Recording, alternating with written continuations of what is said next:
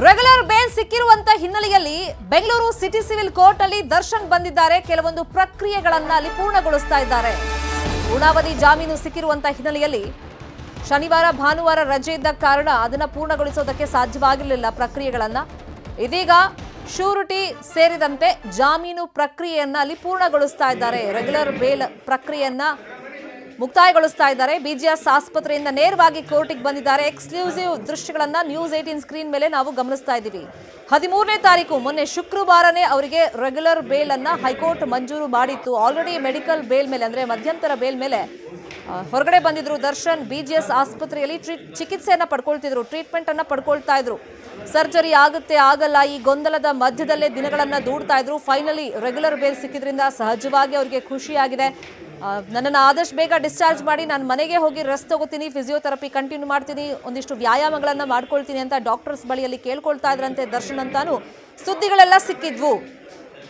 ಇದೀಗ ಪೂರ್ಣಾವಧಿ ಬೇಲ್ ಸಿಕ್ಕಿರೋದ್ರಿಂದ ಜಾಮೀನು ಪ್ರಕ್ರಿಯೆಗಳನ್ನ ಪೂರ್ಣಗೊಳಿಸ್ತಾ ಇದ್ದಾರೆ. ಖುದ್ದಾಗಿ ಸೆಷನ್ ಕೋರ್ಟ್ಗೆ ಅವರೇ ಬರಬೇಕಾಗಿತ್ತು, ಸಹಿಯನ್ನ ಹಾಕಬೇಕಾಗಿತ್ತು. ಆ ಪ್ರಕ್ರಿಯೆಯನ್ನ ದರ್ಶನ್ ಮಾಡ್ತಾ ಇದ್ದಾರೆ ಅನ್ನೋದು ದೃಶ್ಯಗಳಿಂದ ಸ್ಪಷ್ಟವಾಗಿ ಗೊತ್ತಾಗ್ತಾ ಇದೆ. ಮಧ್ಯಂತರ ಬೇಲ್ ಅವಧಿ ಮುಕ್ತಾಯ ಆಯಿತು. ಈಗ ರೆಗ್ಯುಲರ್ ಬೇಲ್ ಅವರಿಗೆ ಮಂಜೂರು ಆಗಿದೆ. ಆ ಪ್ರಕ್ರಿಯೆಯಲ್ಲಿ ದರ್ಶನ್ ಈಗ ಇದ್ದಾರೆ. ಇಲ್ಲಿಂದ ನೇರವಾಗಿ ಈಗ ಆಸ್ಪತ್ರೆಗೆ ಹೋಗ್ತಾರಾ ಅಥವಾ ಮನೆಗೆ ಹೋಗ್ತಾರಾ ಅನ್ನೋದು ಈಗಿರುವಂತ ಕುತೂಹಲ. ಸಿಟಿ ಸಿವಿಲ್ ಕೋರ್ಟ್ಗೆ ಬಂದಿದ್ದಾರೆ. ಯಾಕಂದ್ರೆ ಹೈಕೋರ್ಟ್ ಇಂದ ಈಗ ರೆಗ್ಯುಲರ್ ಬೇಲ್ ಮಂಜೂರು ಆಗಿದ್ರು ಕೂಡ ಕೆಳ ಹಂತದ ನ್ಯಾಯಾಲಯದಲ್ಲಿ ಶ್ಯೂರಿಟಿ ಸೇರಿದಂತೆ ಈ ಜಾಮೀನಿನ ಪ್ರಕ್ರಿಯೆಗಳನ್ನ ಪೂರ್ಣಗೊಳಿಸಬೇಕಾಗುತ್ತೆ. ದರ್ಶನ್ ಸೇರಿದಂತೆ ಇತರೆ ಆರೋಪಿಗಳು 6 ಜನನೂ ಕೂಡ ಇದೇ ಪ್ರೋಸೆಸ್ ಅನ್ನ ಅವ್ರು ಮಾಡಬೇಕಾಗುತ್ತೆ. ಈಗ ದರ್ಶನ್ ಅವರನ್ನ ಎಕ್ಸ್ಕ್ಲೂಸಿವ್ ಆಗಿ ಗಮನಿಸ್ತಾ ಇದ್ದೀವಿ. ಅಭಿಮಾನಿಗಳಿಗೂ ಒಂದು ಆತಂಕ ಇತ್ತು. ತೀವ್ರ ಬೆನ್ನು ನೋವಿನ ಸಮಸ್ಯೆಯಿಂದ ಬಳಲ್ತಾ ಇದ್ರು. ಆಸ್ಪತ್ರೆಗೆ ಹೋದ್ಮೇಲೆ ಅವ್ರು ಹೇಗಿದ್ದಾರೋ ಏನೋ, ಅವ್ರ ದರ್ಶನನೇ ಆಗ್ತಾ ಇಲ್ವಲ್ಲ ಅಂತ ಆತಂಕದಲ್ಲಿದ್ರು. ದರ್ಶನ್ ಆರಾಮಾಗಿದ್ದಾರೆ ಅಂತಾನೆ ಈ ದೃಶ್ಯ ಹೇಳ್ತಾ ಇದೆ ನಮ್ಗೆ. ಯಾಕಂದ್ರೆ ತೀವ್ರ ರೀತಿಯಲ್ಲಿ ಬೆನ್ನೋವಿನ ಸಮಸ್ಯೆ ಇದೆ ಅವರಿಗೆ, ಸರ್ಜರಿಯ ಅಗತ್ಯತೆ ಇದೆ ಅಂತ ವೈದ್ಯರು ಹೇಳ್ತಾ ಇದ್ರು. ಇವತ್ತಾಗುತ್ತೆ ನಾಳೆ ಆಗುತ್ತೆ ಸರ್ಜರಿ ಅಂತಾನೆ ಹೇಳಲಾಗ್ತಾ ಇತ್ತು. 48 ದಿವಸ ಆಯಿತು, ಆದರೆ ಸರ್ಜರಿಗೆ ಒಳಪಟ್ಟಿಲ್ಲ. ಕಾರಣಗಳ ಬಗ್ಗೆ ಹೇಳೋದಾದ್ರೆ ತನ್ನ ಸಿನಿಮಾ ಕರಿಯರ್ಗೆ ಪೆಟ್ಟು ಬೀಳುತ್ತೆ ಅನ್ನೋ ದೃಷ್ಟಿಯಿಂದ ಏನಾದರೂ ಕಾಂಪ್ಲಿಕೇಶನ್ ಆಗ್ಬಿಟ್ರೆ ಮತ್ತೆ ನಾನು ಹೀರೋ ಆಗೋದಕ್ಕೆ ಆಗೋದಿಲ್ಲ ಅಂಥೇಳಿ ಒಂದು ಆತಂಕದಲ್ಲಿ ದರ್ಶನ್ ಇದ್ರು.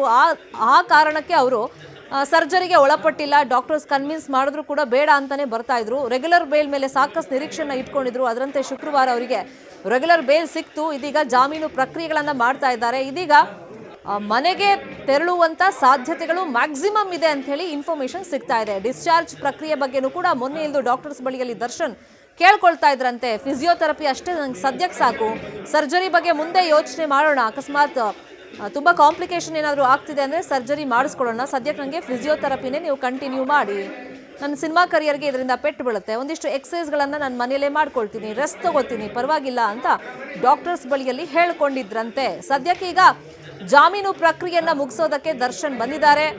ಸೆಷನ್ಸ್ ಕೋರ್ಟ್ನಲ್ಲಿ ಇದ್ದಾರೆ. ಕೆಳ ಹಂತದ ನ್ಯಾಯಾಲಯ ಅಂದರೆ ಸಿಟಿ ಸಿವಿಲ್ ಕೋರ್ಟ್ನಲ್ಲಿ ಜಾಮೀನು ಪ್ರಕ್ರಿಯೆ ಪೂರ್ಣಗೊಂಡ ಮೇಲೆ RR ನಗರಕ್ಕೆ ತೆರಳುತ್ತಾರಾ ಅಥವಾ ಹೊಸಕೆರೆಹಳ್ಳಿಯಲ್ಲಿರುವಂಥ ವಿಜಯಲಕ್ಷ್ಮಿ ಅವರ ಅಪಾರ್ಟ್ಮೆಂಟ್ಗೆ ತೆರಳುತ್ತಾರಾ ಅನ್ನೋದು ಈಗಿರುವಂಥ ಕುತೂಹಲ.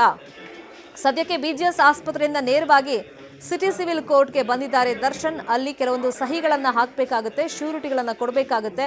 ಷರತ್ತುಬದ್ಧ ಜಾಮೀನನ್ನ ಹೈಕೋರ್ಟ್ ಮೊನ್ನೆ ಮಂಜೂರು ಮಾಡಿದೆ. ಮತ್ತೆ ಆರೋಗ್ಯದ ಬಗ್ಗೆನೂ ಕೂಡ ಹೈಕೋರ್ಟ್ ಈ ಜಾಮೀನು ಕೊಡುವಂತ ಸಂದರ್ಭದಲ್ಲಿ ಒಂದಿಷ್ಟು ಕಳವಳ ವ್ಯಕ್ತಪಡಿಸಿತ್ತು.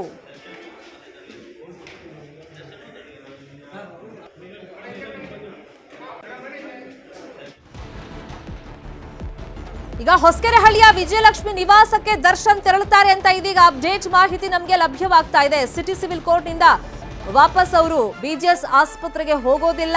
ಸದ್ಯ ಬಿಜಿಎಸ್ ಆಸ್ಪತ್ರೆಯಲ್ಲಿ ಡಿಸ್ಚಾರ್ಜ್ ಪ್ರಕ್ರಿಯೆಗಳನ್ನ ಮುಗಿಸಿನೇ ಅವರು ಬಂದಿದ್ದಾರೆ. ಹಾಗಾಗಿ ಈಗ ಸಿಟಿ ಸಿವಿಲ್ ಕೋರ್ಟ್ ನಲ್ಲಿ ಶ್ಯೂರಿಟಿ ಸೇರಿದಂತೆ ಜಾಮೀನು ಪ್ರಕ್ರಿಯೆಯನ್ನ ಮುಗಿಸಿ ಸಹಿಗಳನ್ನೆಲ್ಲ ಹಾಕಿದ ಮೇಲೆ ನೇರವಾಗಿ ಹೊಸಕೆರೆಹಳ್ಳಿಯ ವಿಜಯಲಕ್ಷ್ಮಿ ಅವರ ಅಪಾರ್ಟ್ಮೆಂಟ್ಗೆ ತೆರಳುತ್ತಾರೆ.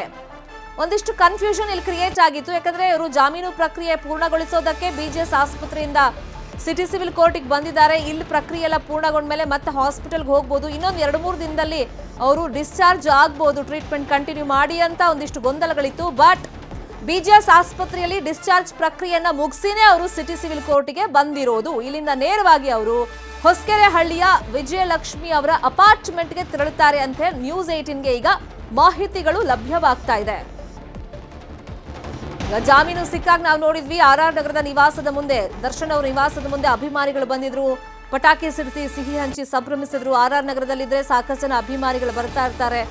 ಒಂದಿಷ್ಟು ಗೊಂದಲಗಳು ಉಂಟಾಗುತ್ತೆ ಅಥವಾ ಕಿರಿಕಿರಿ ಉಂಟಾಗುವಂತ ಹಿನ್ನೆಲೆಯಲ್ಲಿ ಆ ರಿಸ್ಕ್ ಬೇಡ ಅಂತ ಹೇಳಿ ಹೊಸಕೆರೆಹಳ್ಳಿಯ ವಿಜಯಲಕ್ಷ್ಮಿ ಅವರ ಅಪಾರ್ಟ್ಮೆಂಟ್ಗೆ ತೆರಳೋದಕ್ಕೆ ದರ್ಶನ್ ಈಗ ನಿರ್ಧಾರಕ್ಕೆ ಬಂದಿದ್ದಾರೆ ಅಂತ ಮಾಹಿತಿ ನ್ಯೂಸ್ 18ಗೆ ಲಭ್ಯವಾಗ್ತಾ ಇದೆ.